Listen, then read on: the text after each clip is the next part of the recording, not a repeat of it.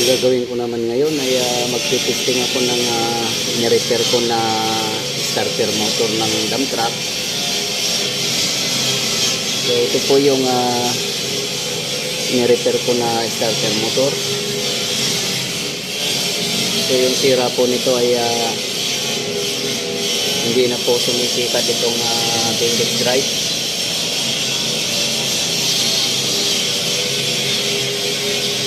Dahil sira po yung solenoid switch ito. At saka yung Bendix drive sira na rin. Ganito.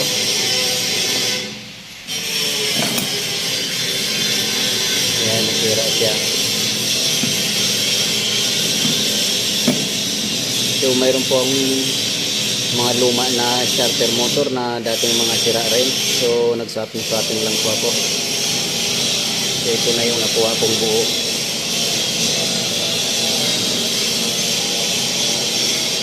At ito naman, ito siya galing dito.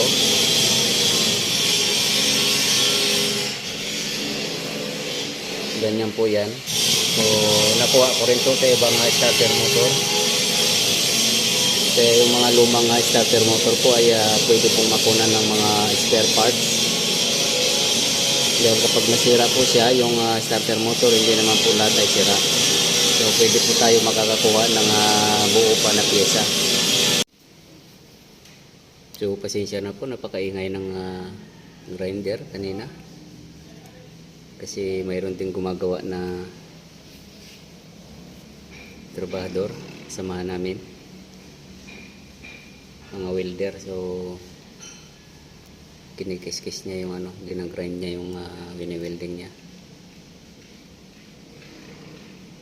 So ito po ay ititesting ko na to. So ititesting ko to dahil hindi ko na po kailangan isalpak sa makina na pinaglalagyan nito. So ang gagawin ko na lang, mayroon na pong spare na bago ito.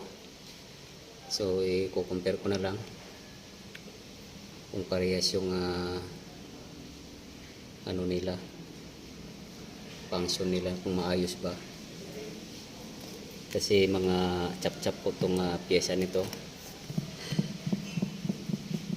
Dalawa po yung pinalit ko rito, itong solenoid switch at yung Bendix drive assembly.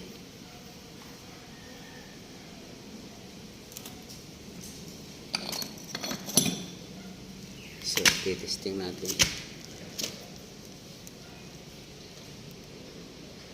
So mayroon na akong nilagay dito na power supply 24 volts.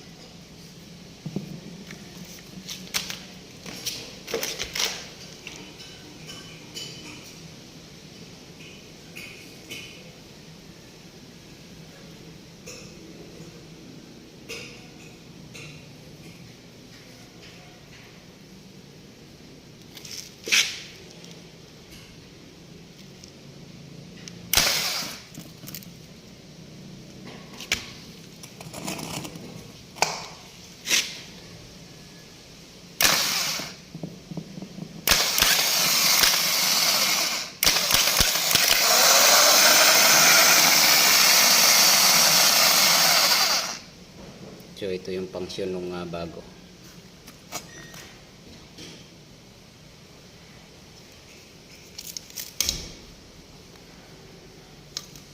I-compare lang po natin para hindi na po kailangan nilipat ay ilagay sa makina.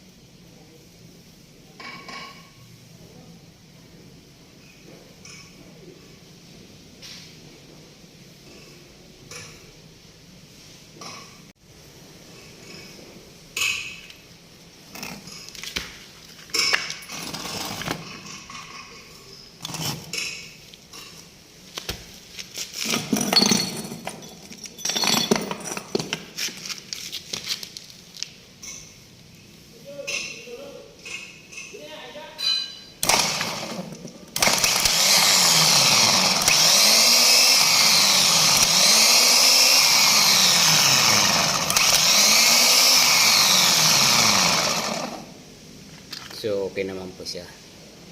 Yung pagkakaiba lang po ay medyo ito smooth to dahil bago. So ito medyo mayroon na siyang ingay ng konti.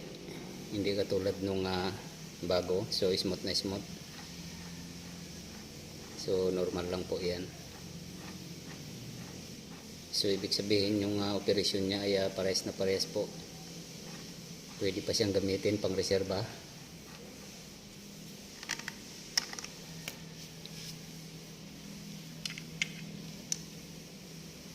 So kapag may mga emergency, ito yung isasalpak muna. So itong bago ay hindi muna namin basta-basta ginagamit. So ito muna yung pinangano ko, pinangsasalpak ko.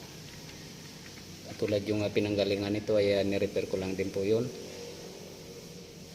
At nung naibaba to, o yun ang ni-repair ko, yun ang ikinabit ko. At ito naman yung ni-repair ko ngayon para pag sakaling mayroong masisira, so ito na naman ang isasalpak ko. So kapag talagang hindi na obra, so mayroong pong bago, so ito na. Kaya dalawa yung reserba. Bago mapunta sa bago ay itong mga nire-repair ko muna yung isasalpak ko.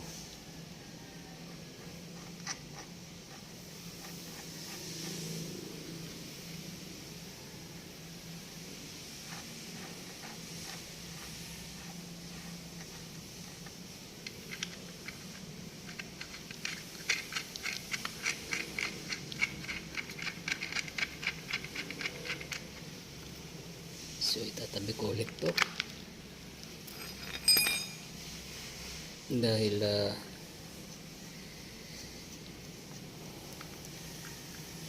pang reserva lang po to.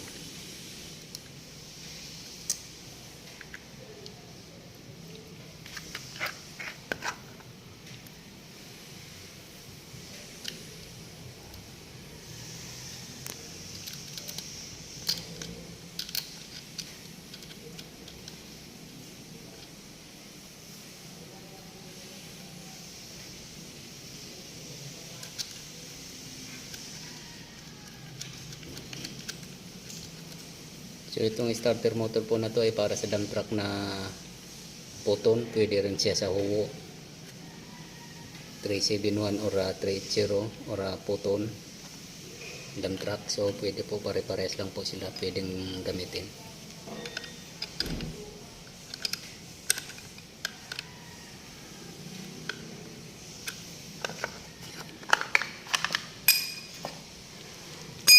At ito naman ay sira na po siya. Yung Bendix drive na to, kumakalas na po siya. At itong solenoid switch naman sira din. So wala na po siyang contact dito.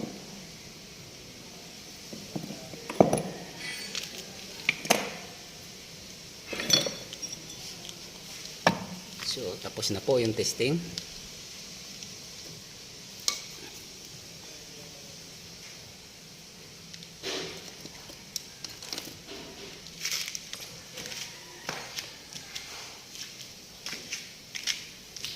At hanggang dito na lang po muna ang video kong ito. Please like, subscribe na lang po and hit notification bell para sa susunod na mga video.